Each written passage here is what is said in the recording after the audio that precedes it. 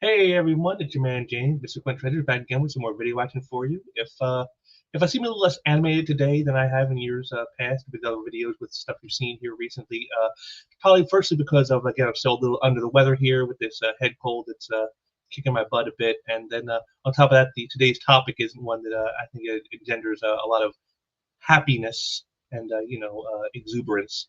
So I thought that it would be more appropriate to be a little more somber in tone with this video. So, but this is in memoriam to all of those comic creators we lost this year in 2024. I thought it was something important. I've been doing this for the last few years.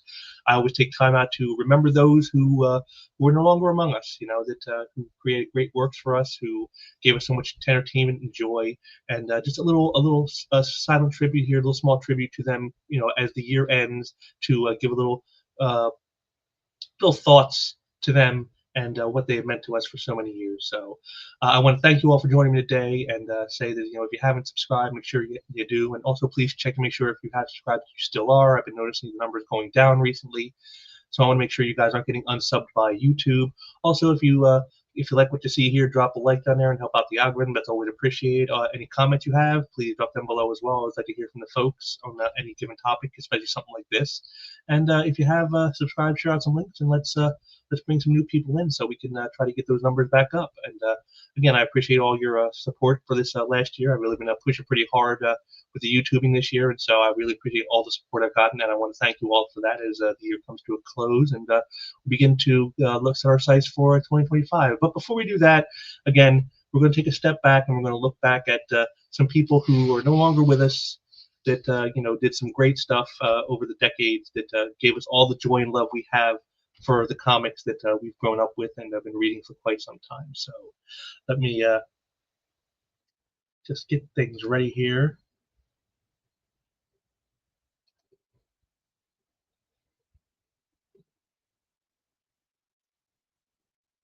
I guess the computer's running slow like me, who's not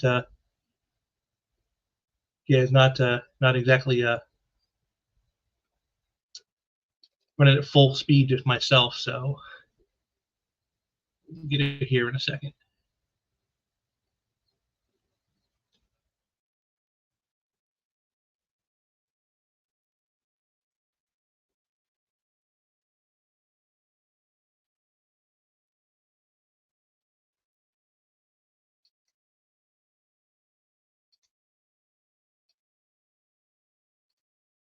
Okay, I think we got it all set up now. So I'm going to share the screen with you all after we get me off of here, because we don't need to focus on me, because again, I'm not the focus of this. The focus is on those we've lost. So again, take a moment here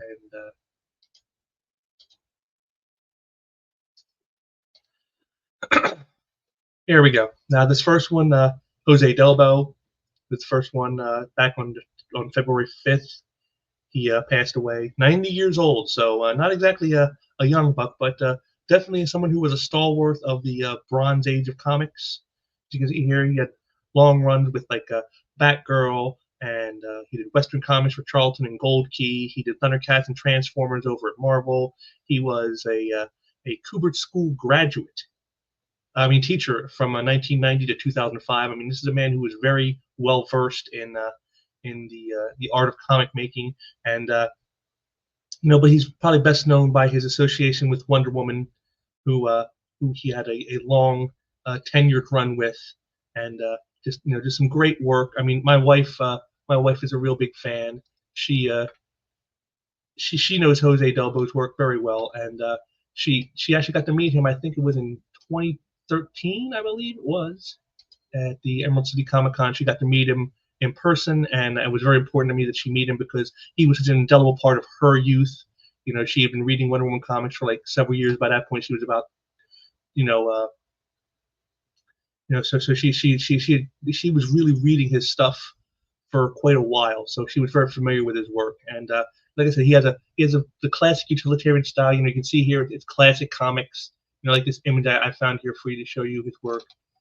And you can see here, the fantastic, great anatomy of the character. He, those bold lines, outlining the form. I mean, just great stuff. And you can see here, you know, in the background with the color hold, they got, you know, just great facial expressions, great action sequences. I mean, he really knew exactly what comics were supposed to be and how to create them. So definitely a loss to a lot of people when Jose Delbo passed, because he was just such a well-respected figure, someone who again was just one of the stalwarts of the Bronze Age of comics in the 70s. You know, if you read anything in the 70s somewhere, or even in the 80s, you know Jose Delbo. He did a lot of great stuff. So he was the first to go this year. And then next up is Paul Neary, who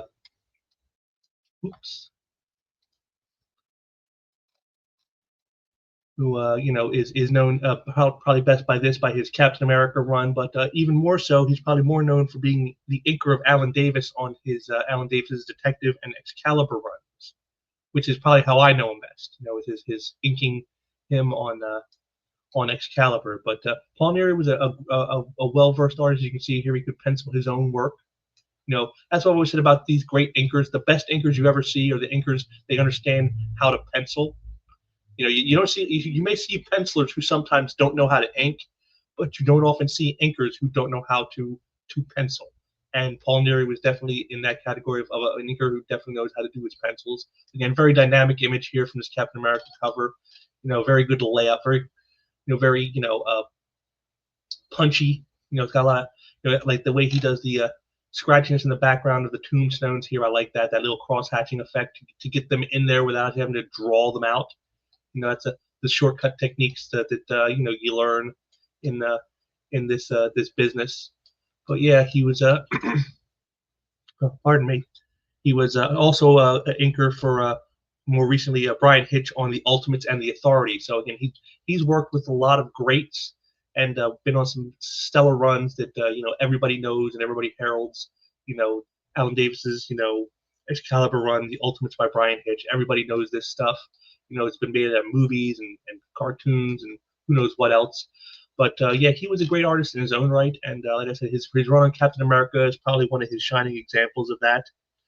So, you know, but his first work was in Neary at Warren Comics. So he got his start in horror, which again probably explains why this image here is, you know, so good, because it kind of calls back a little bit to some of that stuff there of the horror days. But yeah, Paul Neary, a British guy who did some really great work. Again, I remember him from the 80s very well. I saw his name a lot. So definitely another one that he passed in February 10th at 74. So this is early in the year, but we go on here. Now we got what? Now this one's a little bit more different, and that's not normally what I would do, but I know he was very impactful. Enrique Romero on February 15th. He was 93 years old, and what he's best known for is his art on Modesty Blasé and Axia here, which is his own creation. So, you know, he created Axia in 1978. He had been doing Modesty Blasé before that, all throughout the 70s, which is a well-known illustrative cartoon type strip.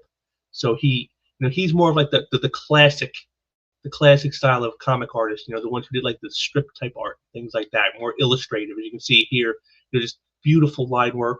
You know, beautiful textures. You know, like on this spider here with the shadows, just very well done, very polished. You know, you can tell he's got that illustrative background in his work.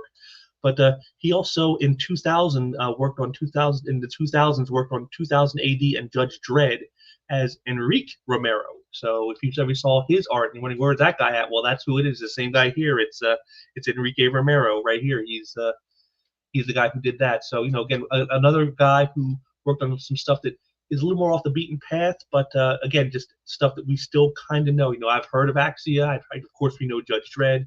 You know, so he's someone who worked on some things that's it's not the mainstream, but has definitely broken through. And that to me is something that's very special about an artist like this, is when there's someone from sort of like the non-normal path of how most comic books are done, and they find their way in through another way, through cartooning or whatever. And he was one of those, and just beautiful work. You know, just very delicate. I mean, you can see, you know, just again how delicate the line work is on the female character versus, you know, how the darkness and the roughness of the spider. Just again, it's just a beautiful, beautiful illustrative type image, which of course is what he was best at. So, drawing beautiful women and awesome, awesome creature designs, just great stuff. Great, but that's what you expect of these great illustrators. Again, Enrique Romero, who passed away on February 15th at 93 years old. Again, another guy I've been around quite a while. So now we get to someone who's one of the few of the earliest women to work in comics, Ramona Fradon, who died on February 24th at 97. And, she's done a lot of work at DC on Aquaman and Metamorpho, but she started at DC in 1959. So this is she's like one of the earliest women to work on the comic page in comics. I think Marie Severin might have beat her just a little bit by a few months, I believe. Don't quote me on that, but I think she did just by a few months. She beat her, but again, Ramona Fradon, one of the earliest women to make it onto the scene as a comic artist, as a female comic artist. And so and you see here from this, just she has a great style. Again, very cartoony, but then again, look at the character she's working with here. The Metal Men and Metamorpho. It just seems to be like her stock in trade. Great dynamics. And again, look at how she does it here with the blending here. And up here to make it all feel real. And I really like that about it. Just she she actually had left comics in the later 60s. She left because she went to have a child. But then she returned to DC in 1972 to do Plastic Man and Super Friends. So again, someone who's been around a quite long time, ever since pretty much the Silver Age. One of the few remaining links to our Silver Age comics was Ramona Fradon, and again, she's one of the first women. She helped put women on the map in the comic industry, along with people like Marie Severin, who passed away a few years ago. So definitely a big loss with this one. But we'll always have the work like this great comics like this, or work with characters like Metamorpho. And she also helped to co-create Aqualad. Can you believe that? Good old Garth. So yeah, she was responsible for his creation as well. So I mean, something she's indelibly left a mark, I think, in this industry. That's something that most women haven't done. She's definitely one of the rare exceptions who has stood out among the women who have been in this industry. And again, when you look at work like this, you kind of understand why. But yeah, Ramona Fradon at 93 years old passed away, and that was 97. So now next up is someone who's I'll admit I'm not totally familiar with, but their body of work in this one area is so expansive that it's hard to say that it's hard to not talk about how influential they are, and that is Akira Toriyama. And if you know, he's the creator of Dragon Ball, which again, I mean, even if you're not into anime, even if you're not into manga, you know what Dragon Ball is. Everyone has heard of this. So I mean, this is like his biggest success, and it's almost like a juggernaut. It helped to launch the original America manga run back in the 90s. I remember I was working at shops at the time, and I remember that the manga was kind of growing in like the mid to late 90s.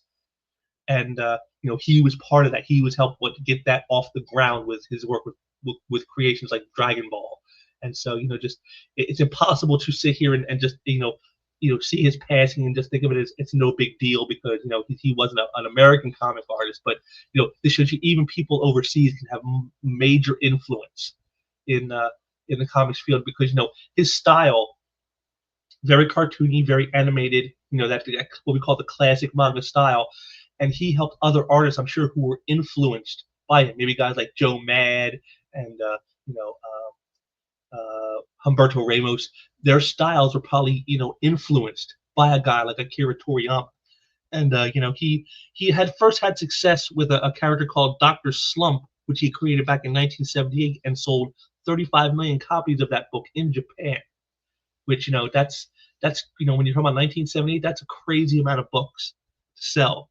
But the precursor to Dragon Ball was a book called Dragon Boy, which he created in 1983, and it sold 159 million copies. And then, of course, after that, it spun out into Dragon Ball and then Dragon Ball Z and everything else.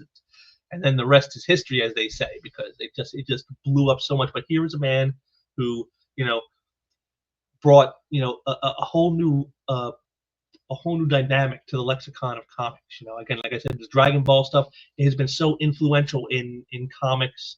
You know, in some artists we see today, and in some of the designs and some of the way the stories are told.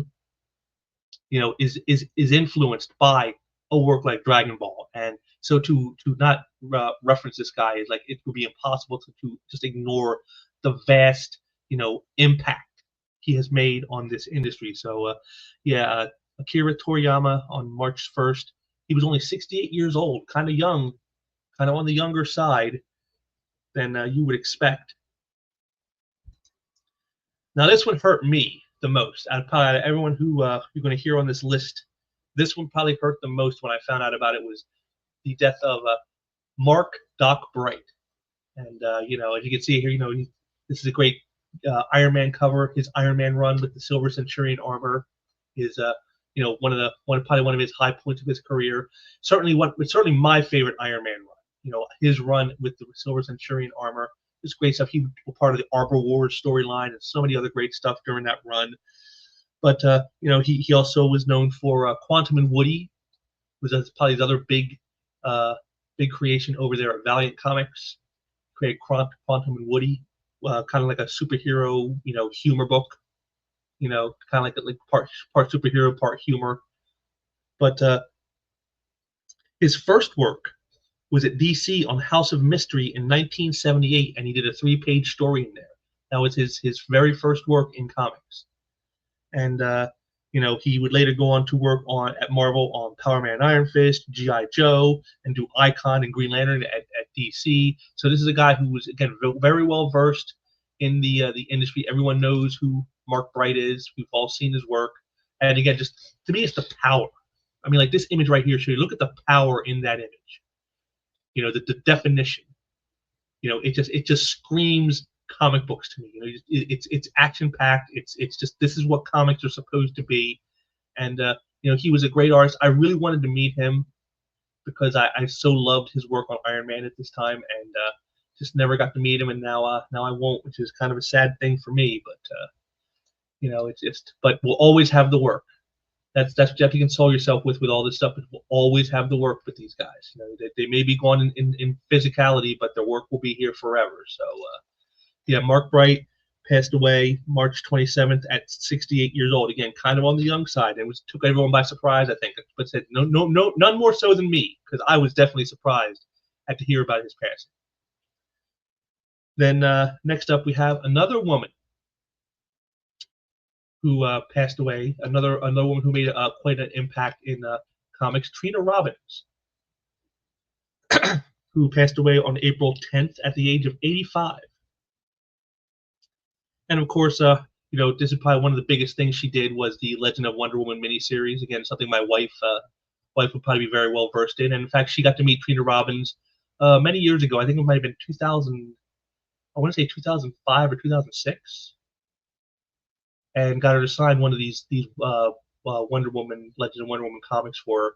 So you can see here again, she got the look of like the classic Golden Age style, as you can see here. You know, and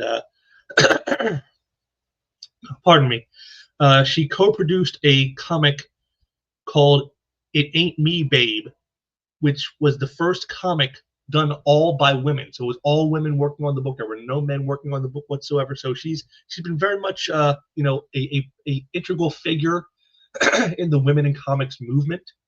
And you know, on top of that, she also designed the Vampirella costume in 1969 for Frank Frazetta, who then would go on later to do it on the cover of that famous Vampirella comic, which of course launched the Bad Girl prototype right there. But so, you know, but she was also a very politically active person. She wrote many books about women in comics and great women in comics.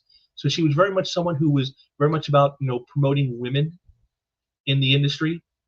And you know, so it's you know, it's you know, how can I put this? It shows me, you know, just how much of an impact women truly have had in comics. And it's not something that's taken place very recently, the way some people might want to make you believe, like, oh, it's only been in the last 10 years women had any real say in comics. People like Trina Robbins, or as you saw, Ramona Fradon, women have been a part of comics for literally decades, since almost the beginning.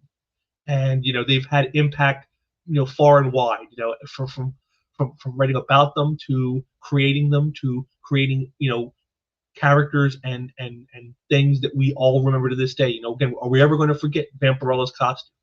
No, I don't think we ever will. And that was created by Trina Robbins. So, I mean, again, it shows that the cultural impact women have had in comics is just as great as any man's.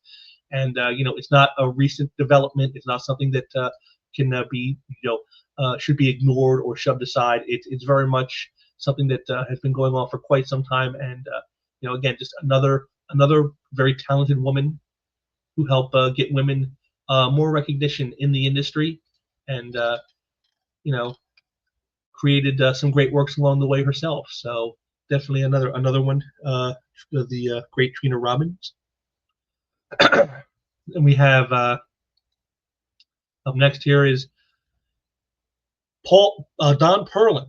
On May 14th, he was 94. So again, another long timer. And again, it's a guy who's been around at least since the Bronze Age, at least since the 70s, doing classic stuff like Werewolf by Night. And then much later in the 90s, he would do stuff like Bloodshot and Valiant. But he did war comics for Charlton Comics back in the 1950s, like from 55 to like 58. He did war comics. That was how he kind of started in, and that was very early in his career. So he got to start that way, but then he would go on later again to come over to Marvel and do not just great stuff like this, Werewolf by Night, but he also worked on Ghost Rider, Defenders, Transformers, and many others. Many fill-in issues here and there. He's just like a Jose Delbo. He's that classic utilitarian artist who always knew how to get the work done and meet that deadline. And you can see like some of the roughness in his work, like especially in this image here with the werewolf. The rat, just great stuff. Again, just another great utilitarian artist who was like the backbone. Guys like him, they're the backbone of the industry. They're the guys who keep the gears running. They keep the gears, greased, so we can get our comics out in a timely manner and keep those readers entertained. So definitely, again, another one who again had a much larger impact. Never quite got the kind of attention I think he deserved in life, given his great body of work. But again, we always, again, I will always tip my Thomas Shanter to someone like a Don Perlin who had done this for so long. I mean, for 60 years. I mean, I think he was still drawing right up until the end. So I mean, 60 years or more of drawing comics, and you got to respect that if nothing else, because you don't see very many people with that kind of longevity in not just this industry but in any industry. So you definitely got to show some respect to the game. Game respects game, is what I'm saying. So now this one's a little different too, kind of like the Toriyama, whereas he was about the manga.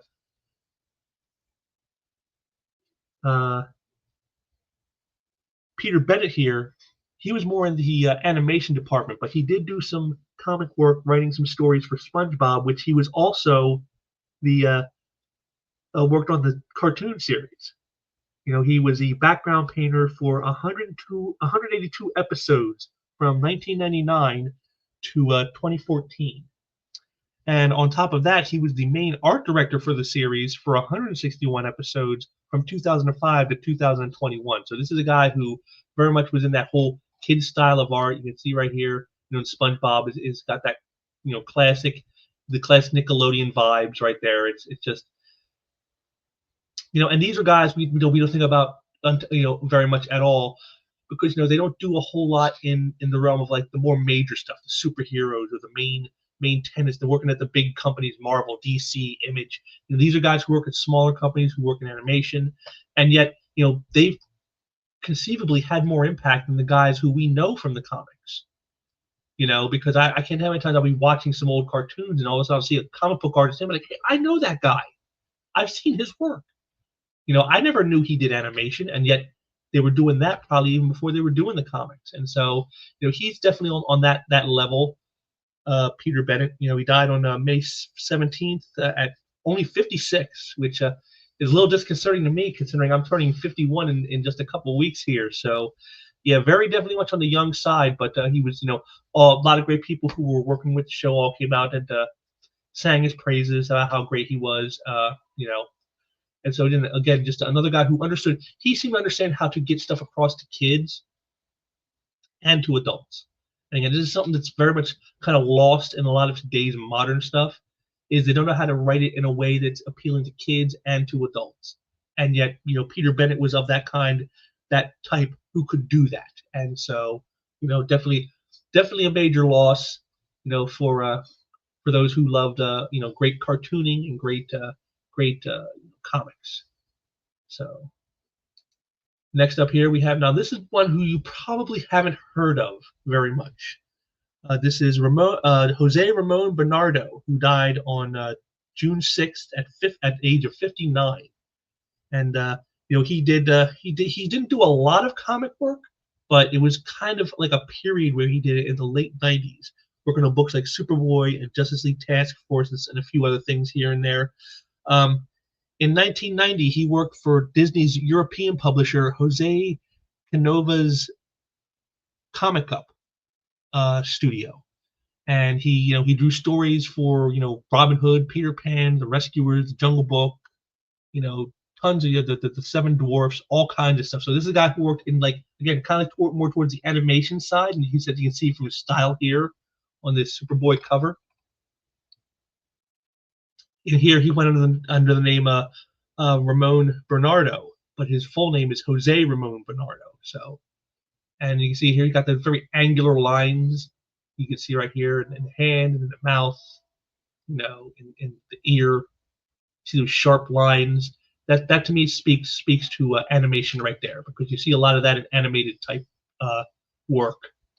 But he was one who, again, I remember his work. I remember seeing it in the late 90s working in comic shops, and he was never a big deal to a lot of people, but this is a guy who stepped into comics after taking a break from animation type stuff, working for Disney and companies like that, doing comics for them. He stepped into the major leagues at the American publishers, and he did some work, but he never, again, just like Nampro, never quite got that kind of like boost that really got him up and over to be a real superstar in the industry.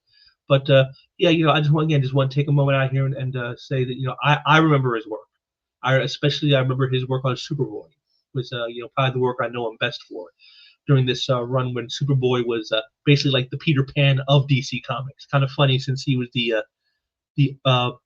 Disney artist who worked on Peter Pan comics. So kind of funny how he ended up doing a Peter Pan style character at DC around that same time. So, but yes, Jose Ramon Bernado, from 59 years old. So, pardon me. Okay, next up. Now this one, it's not the artist, but it's the writer. It's Peter B. Gillis, who died on June 20th at 71 years of age.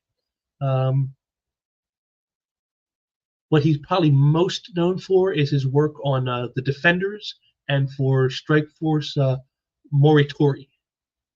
But I'll always know him best for his maxi series here, the 12-issue limited series, the Eternals. I remember this. I got some issues of this at an old sale, like they call it the sale, but it's called Booth's Corners, and there was a little shop that sold knick-knacky stuff and some other things, and they had some comics in there, and I remember I saw some issues of this Eternals book, and I grabbed them and I checked them out, like, wow, these are pretty good stories. And he really had a great grasp of these characters. I don't know why he never went on to do more with them, because I thought, out of anybody who's tried to do stuff with these Eternal characters, I think he's probably one of the best to have done anything with them. But on top of that, he also worked on Doctor Strange, What If, and the Micronauts, The New Voyages, the second volume of the Micronauts series after Bill Mantlo ended his run. He also created Blaze Barlow and Black Flame for First Comics. So this is, again, a guy who's very well accomplished, done a lot of great work, stuff you've probably read, stuff you've probably seen. And again, his run on Defenders is probably his high point. Of all that he did was his run with Defenders. And he said it was said that when he heard that DeMatteis was going to leave the Defenders, he went into the editor's office immediately and got on to let him do it, and so he did, and that's how he got the gig working on Defenders, just by just ramping up for it. And again, he again, just a great storyteller, someone who really knew how to do justice to the characters that he was working on. They never felt like the characters weren't being who they were. If you're reading Doctor Strange, if you're reading the Eternals, if you're reading, the Defenders or Micronauts, the characters felt like the characters And that's, to me, that's the biggest thing you can expect of a writer, is to do characters the way they're supposed to be done, that the readers know who they are. And that's what he did. And again, just another fine writer, another great talent, no longer with us now. Peter B. Gillis died June 20th at 71 years of age. Here we have is Michael Zulli. And this is from a one-shot he did with Long Shot. And you can see from his style here, it's very detailed but messy. Kind of gives me a little a vibe of Stephen Platt, who has that same kind of thing in his work, where it's very messy, but it's also very detailed. But probably what Zulli's best known for is his work with Sandman and Teenage Mutant Ninja Turtles. Those are probably his biggest claims to fame. But he did a lot of work at DC's Vertigo, working on books like Witchcraft, a Death Gallery, and The Dreaming. So he was all over the more mature side of comics. You didn't see him doing a lot of stuff for the superhero set, and he just his Long Shot book. He didn't do a lot for the superhero set. He was much more into the more mature reader stuff. At DC. And he also did at Marvel, Alice Cooper, The Last Temptation miniseries. So again, so there's a guy who has to understand how to do what is known as likenesses. And if you ask any artist, the two things they hate drawing most are tech and likenesses, because they're so detail intensive, and you have to get them right. If you don't get them right, it's going to show. And again, looking at his style here, you would think, well, I could go haywire pretty quickly, considering his style is kind of messy. But I always liked it. I always thought his work was, again, very, very unique, very distinct. You didn't confuse him with somebody else. If you saw Michael Zulli's work, you knew immediately that it was Michael Zulli. One of the places I remember his work best was on the issue of Witchblade he did, issue 47, I believe it was, of the series, the original run. And again, the minute you saw that work, you just knew that that's Michael Zulli. And to me, I think there's no better praise for an artist than to say, when I see their work, I immediately know it's them. I don't confuse them with somebody else and go, oh, is that this person or this person? You just know immediately who they are. And that's how Michael Zulli's work was. He didn't do a whole lot in the industry, but again, what he did, again, he leading more towards the more mature side of the comic industry. Work on characters and creations and books that were meant more for a more sophisticated reader than the general superhero fiction and the like were created for. And Michael Zulli, passed away on July 8th at 71 years of age. And then we got another one here. Next up is John Cassaday, which a lot of people were really taken aback by, but because of how young he is, and here is his work here with Josh Whedon on Astonishing X-Men is probably his biggest calling card. That and his work on Planetary over at Wildstorm.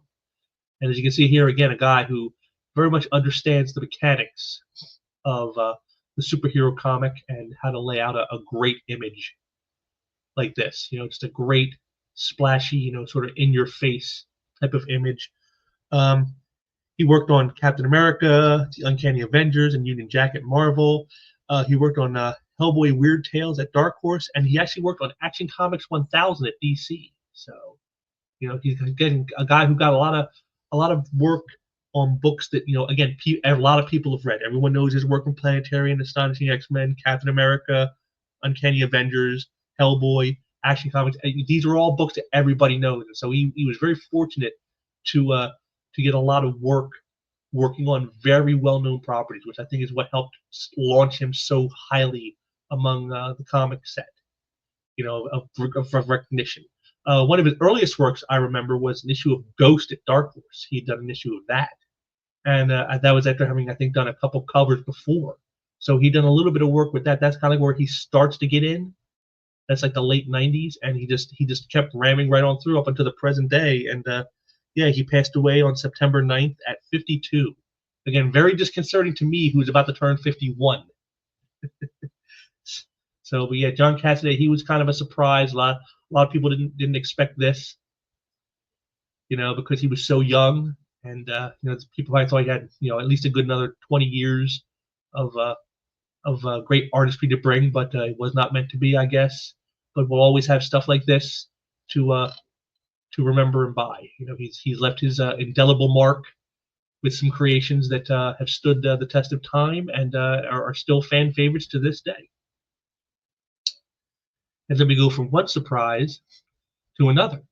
This one's Karl Moline, and he died on September 12th at the age of 51. Now that really gets me, because I'm almost there now.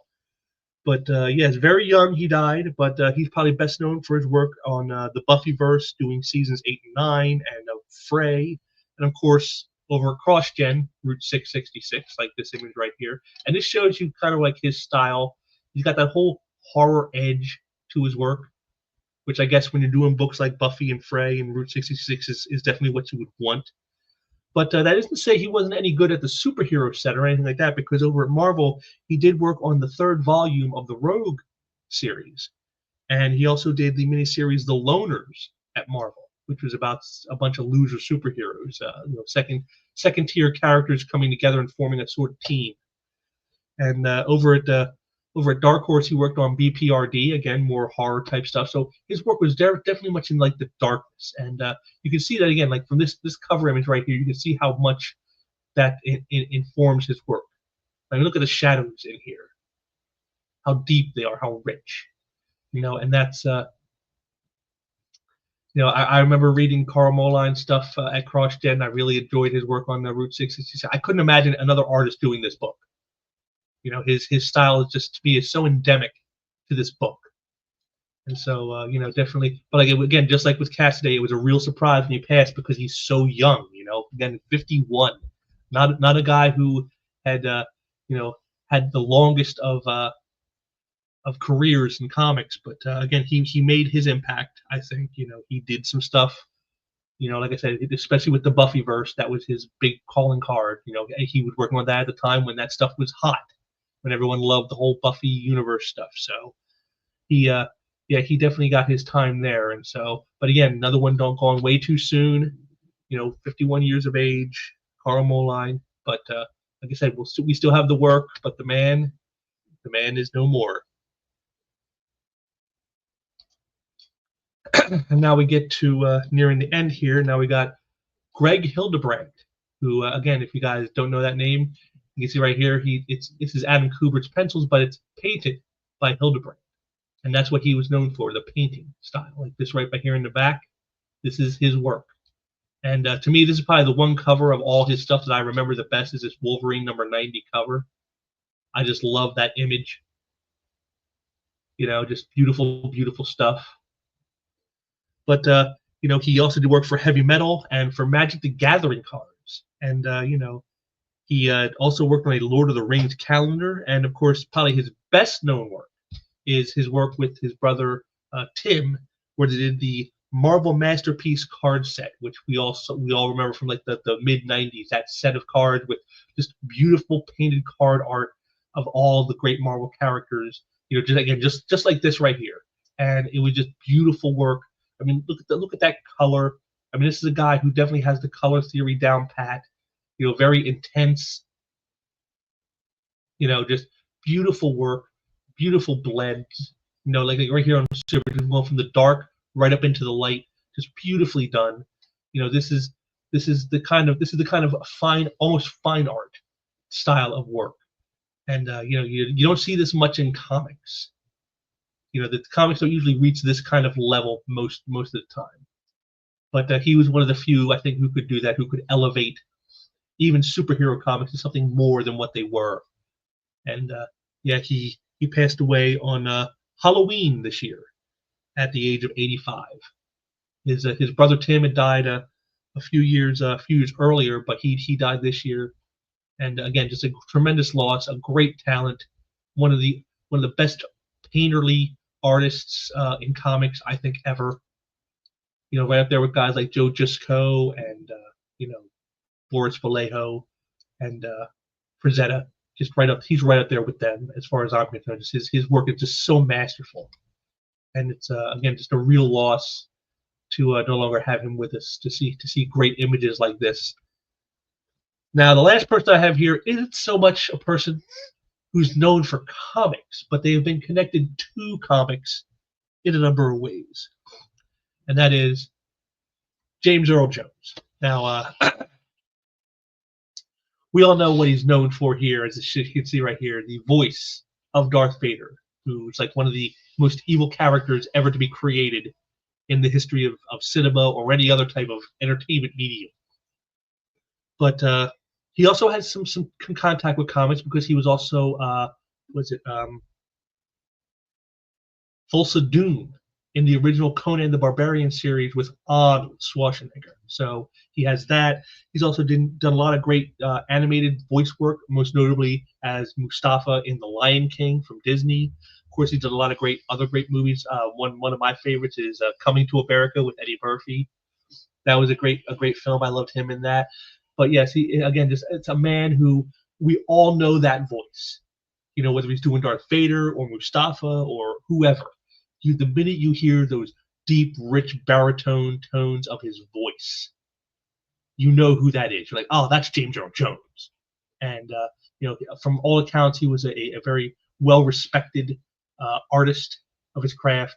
He was someone who, again, brought a lot of blazed some trails, shall we say, for others to follow him. In his footsteps, opening up opportunities to other. He passed away on September 9th at the age of 93. Again, I couldn't believe it when I heard it. It's like, wow, the voice of Darth Vader has been silenced. It's just one of those things you never think about it. I knew he was definitely getting up there in age. It's not a shock that he's gone or anything like that. He was, like I said, he's 93 years old. So you expect that something was probably going to happen sooner or later, but you never think about it until it does. And again, his voice work for the most evil one of the most evil characters in all of science fiction, I think is like going to be the ultimate marker of his talent. That he made him so memorable to us all. We'll never forget those great lines. I am your father. Stuff like that. I find your lack of faith disturbing. We will never forget these lines because of him. His voice is what made those so memorable to all of us. And it's just a very sad thing to see such a well-liked and so talented a man pass. To lose that wisdom he has probably gained for many years is something that's like, again, it's a very sad thing to behold. But yeah, James Earl Jones, 93, passed away. The voice of to a generation. He is the ultimate voice of evil, and again, something not easily replaced. And there you go, folks. That was the year that was. That was all those we lost this year in the realm of comics and whatnot. And like I say, it's kind of a long list. It was like 16 people, and I gotta think as the years go by, I'm just going to see more and more on those lists. I'm going to see longer lists with lots more names in the near future, because there's a lot of people who I know who are still around right now, but they're up there in age, and you never know what surprises you're going to get, like a Karl Moline or a John Cassaday who passed. You won't even be expecting it. So, but I want to thank you all for joining me today. I hope you got something out of this. I hope my stuffiness wasn't too much of a problem for you to hear me, but you know, I got to try to get this out. You know, the show must go on. Sickness doesn't stop for sickness. So, but I thank you all for joining me today. I hope you got some good stuff out of this, some good memories, some good reminders of some great work. And maybe you go check some of that stuff out in the new year. You head out to your local comic shop, pick out some books from some of these people, and remind yourself why they were so great to have around. So I thank you again all for joining me today, and I will be back soon with some more stuff. And until next time, I'll see you next year.